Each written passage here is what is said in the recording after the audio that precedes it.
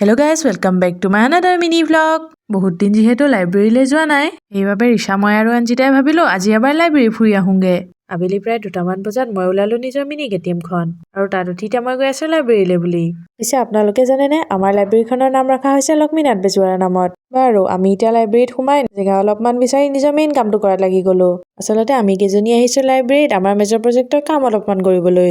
আমি কামখিনি কৰি থাকোঁতে ইফালে সন্ধিয়াই হ'লহি। ফাইনেলি আমি কামৰ পৰা আজৰি হলো। সন্ধিয়া হ'ল যিহেতু ভাবিলো দিওহাটত গৈ পেলাই কিবা এটা খাই আহোঁগৈ। ইহঁত দুজনী আকৌ বোলে ফটোশ্বুট কৰে অলপ লাইব্ৰেৰীতে। ফটো উঠি যাব ওলাইছিলোহে, তেনেতে আমাৰ ৰিচাই আকৌ কিবা এটা বস্তু দেখি ৰখি গ'ল। বস্তুটো হৈছে ফুলৰ গছ এজোপা।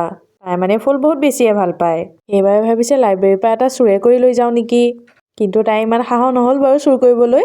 বাৰু সকলোবোৰ হোৱাৰ পিছত আমি এতিয়া গৈ আছো দিওহাটলৈ। দিওহাটত গৈ কি আমি ফাৰ্ষ্ট খালো চপ আৰু চাহ একাপ।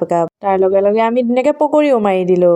মোৰ ফেভৰেট কিছুমান খোৱা বস্তুৰ ভিতৰত পকৰি অন্যতম। ধুনীয়াকৈ পকৰি কেইটা খাই লৈ এতিয়া আমি হোষ্টেল যাবলৈ ওলাইছো। আজিলৈ ভিডিঅ'টোত ইমানেই, পুনৰ লগ পাম নেক্সট ভিডিঅ'ত। Bye bye.